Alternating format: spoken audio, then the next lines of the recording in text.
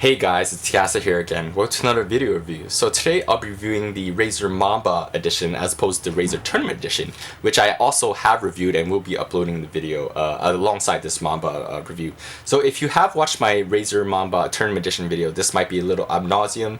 If you haven't watched that video, I'll be doing the exact same things again, talking about the background, the specs, and stuff like that. So you can watch both or more. With the Tournament edition video, I actually compared the Tournament edition to the Death Adder Chroma a lot, because they are both wired mice with a very similar feel. So with this video, I think I'll be doing more comparisons between the Mamba and the Tournament edition of the Mamba, which makes a little bit more sense. So I won't be comparing the shape between the Death Adder and maybe EC1 as much. So a little bit of background, the Mamba, it's gone through its third refresh now, I think, with 3G, 4G, 5G. It used to pioneer because it was famous for pioneering supposedly 1 millisecond polling rates for a wireless mouse. I mean, 1 millisecond, indeed it polled at 1 milliseconds, but whether or not the response to the screen was at 1 milliseconds is completely different, because that depends on the kind of the input. There's always going to be that lag between the transfer of the data from your mouse to the dock and obviously into the computer. So there is a little bit of some smoothing with that, as I've said in my Tournament edition video, but I'll talk about that later.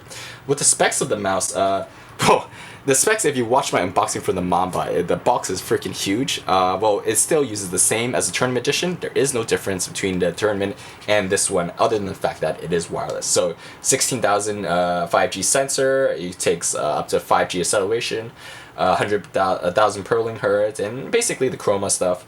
Nothing too much. With the battery life, apparently it's rated for 20 hours of continuous gaming, but to be honest, I haven't really tested that out, because every time I just finish using it, I would start charging it. So I haven't done an exact test on the battery life of that. And I think the other thing about this, different from the Mamba actually, is that it does have the I finally figured out what these things are, what these screws are. Basically, they are adjustable weight of the Mamba. Adjustable weight of the click, the Omron switches. It uses 20 million rated Omron switches from China, I believe.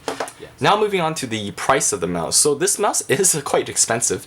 Depending on where you are at, it might range from 100 euros to 130 US dollars, or I think I got it quite cheap in Hong Kong. I got it for 1,000 Hong Kong dollars, which is about like $120 US, $130 US. So apparently it goes up to like 130 euros some places. I mean, which is like fucking ridiculous. But for the price, if you're looking for a performance mouse, I would definitely not suggest this. In terms of as far as wireless mice goes, such as the SteelSeries Sensei wireless, and for example the G700S or the G602, I mean, it is quite, the price point is very similar, but in terms of the build quality, in terms of where you're getting from it, whether or not you would want to get it, I might be doing some more wireless comparisons afterwards. In terms of the weight of the mouse, so contrary to their box, which says this is weighted 103 grams, which is complete baloney. I think they got it mixed up between the Mamba box and also the Tournament edition box, which that one said 133, this one said 103. So the mouse in itself is like 133 grams. The battery in itself is actually 30 grams in itself, so that's what adds to the heaviness of it. So in terms of the shape, moving on to the dock, the weight, I guess, this dock is quite light. Comparing the dock maybe to the SteelSeries Sensei, if you've used that before, the dock is very well built in that one. Very similar, the RGB, it lights up. However, that one's much sturdier. This dock, if you see my unboxing video, when I took it out, the whole thing just collapsed out. I mean, it's not that it wasn't working or anything, it's just that the bottom piece just came out, which is pretty bad considering that they should have stuck more adhesive, or at least check that the adhesive is okay. So in terms of the weight, is a little heavier. Like comparing it to the Tournament edition, is quite a bit lighter. If you use your mouse, if you play a lot of mobile, you play a lot of first-person shooter, for example, and if you don't move your mouse as much, you move it slower, I think this would definitely be better, because it's a little bit heavier. It's harder to lift off the surface. If you want a lighter mouse with a very similar shape, or exactly similar shape, you should go for the Tournament edition, definitely, which is rated at 103 grams. In terms of the shape, as I've said before in my Tournament edition video, it is very similar, so I'll just take this apart. It is very similar to the Tournament edition, actually. No, exactly the same as the Tournament edition. However, compared to Death Adder Chroma, it is very similar. It's a mix between the Death Adder and the EC1A from Zoe. With the Death Adder Chroma, maybe I'll just show you again. The thumb rest part goes in quite prominently, and then the edges of the mouse at the top actually go slide wide out a lot. So with the Mamba, new Mamba Tournament Edition and the normal edition, the mice are quite a bit more straighter. The thumb rest is not as heavily indented into the mouse. The sides are also not as prominent, but it retains a very similar feel of the Death Adder, especially the EC1A, which is much fatter and has a very similar feel. Like the thumb rest doesn't go in too much, but the Zoe like mice, they're much more rounded in their shapes, in their design. I think Razer is much more a little bit more sleek, especially in the fronts. They have this sleek, very distinct edge groom edges of the thing. So that's in terms of the shape, just to describe it lightly. In terms of the build quality, again, it does use the same build quality as the Tournament Edition. Obviously, it's quite a bit heavier, so it feels a lot more sturdy, but to be honest, when I'm looking at the build quality of the surface and of the sides and of the everything else, like, I don't feel like it's made of really high quality material, like as opposed to maybe the EC, quite light. I mean, the Death Adder 2 example, actually even like more than the Mamba. I don't know the quality of the materials that they use, especially compared to Logitech. Personally, Razer have not always been a very a good proponent of quality in terms of the stuff that they break down, in terms of the scroll wheel and stuff, but it is what it is, so that's that. Moving on to the scroll wheel of the mouse. Scroll wheel, exact same thing as the Tournament Edition, nothing too new, similar to the Razer Crate. Quite light, doesn't indent as much, much lighter than the Death Adder scroll. In terms of the firmware, this is where it gets a little bit different. Supposedly the firmware is completely the same as the Tournament Edition. However, when I tried plugging both mice into the computer, it can only detect one or the other, which is kind of weird. I don't know if it's my own computer problem or the Synapse problem with detecting like Mambas or the Mamba Tournament Edition. So with the Tournament Edition, you can adjust basically everything, from the lighting, from the switches, programming, the side scrolling, etc. like that. The RGB thing, I think, is probably the most prominent thing about this, because you can program the biggest difference between the lighting. The Tournament Edition has lighting here, backlighting. The normal Mamba does not, for whatever reason. So you can program the Mamba to, for example, light up on the left side, on the right side, light up on the thing. And the cool thing is the dock is actually, I don't know if you can see here, the dock actually lights up as well. So especially if you are a big proponent of RGB, you really like RGB, this might be something good for you. So for example, you can also program it so that you're putting it in the middle, and then when you put on the charge, it changes its color. Wait, let's just, oh, there you go. So it's charging now, and then basically it can shows that it's green, and then it shows that it's charging, so it has this little wave pulsing thing of green. Or you can change it to be RGB even when you charge it. When you take it off, you see it goes back to a multicolor. So that is kind of cool, despite all the quality stuff. But in terms of the RGB, I quite like that. Obviously, you can still program profiles, you can program different DPI settings. Now moving on to the performance of the mouse, the Razer Mamba wireless edition compared to that of the Tournament Edition. Supposedly the performance, they do use the same sensor, but obviously you have that wireless factor in. When I used it, I feel like there was a little bit more smoothing actually in the wireless edition compared to the wired edition.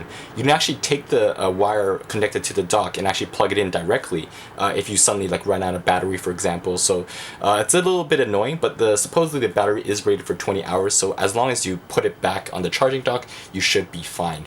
I think there is a bit of smoothing, but at least when I used it, in terms of the acceleration, there's a bit, and the maximum tracking speed should be okay. You can see in these pictures, it's about like 3 meters per second, 4 meters per second, so you're not finding anything bad.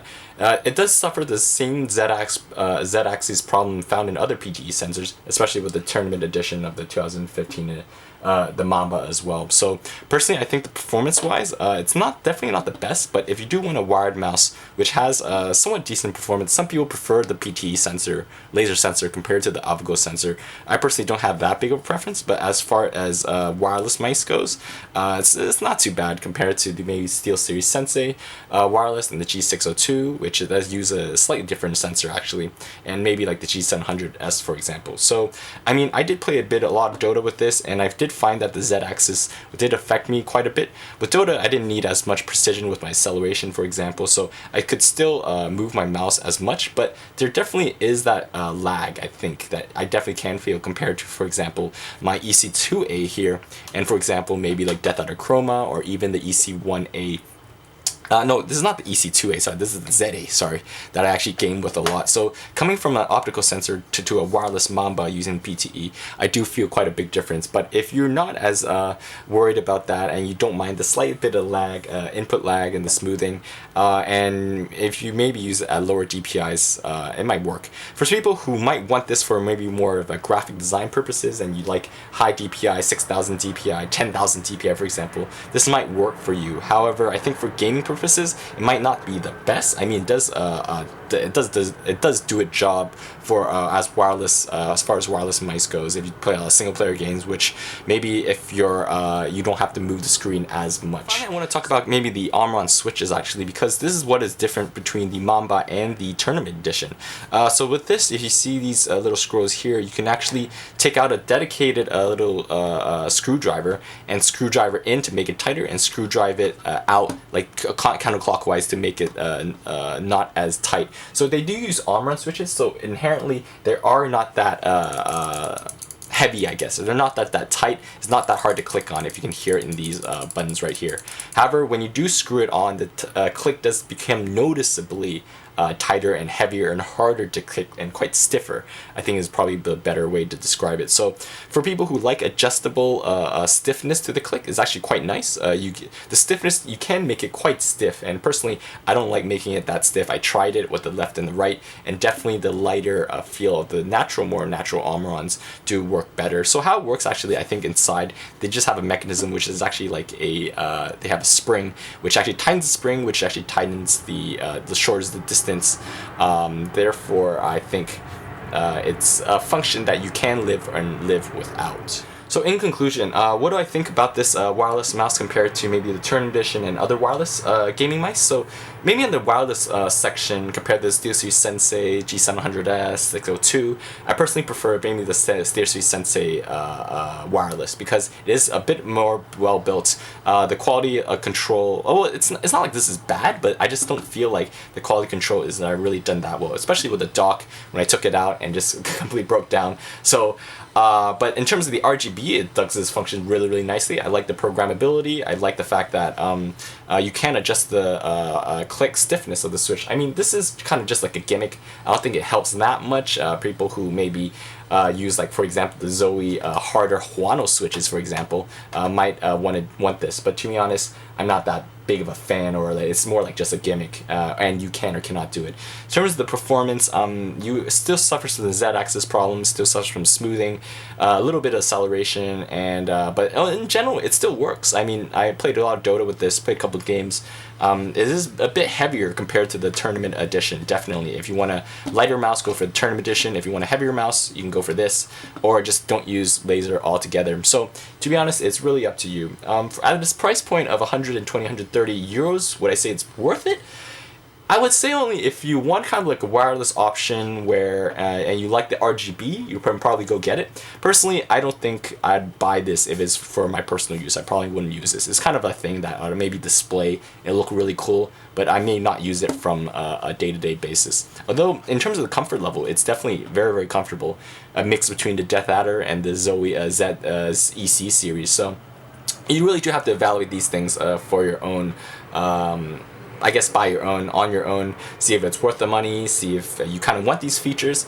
But that will conclude my video review of the Razer Mamba compared to the Tournament Edition. So I hope you guys liked that review. Please like it and subscribe if you do, dislike it if you dislike it. And if you need mouse feet, I'll be selling new mouse feet at my eBay store and also my store at itechtech.com. So thanks for watching, guys.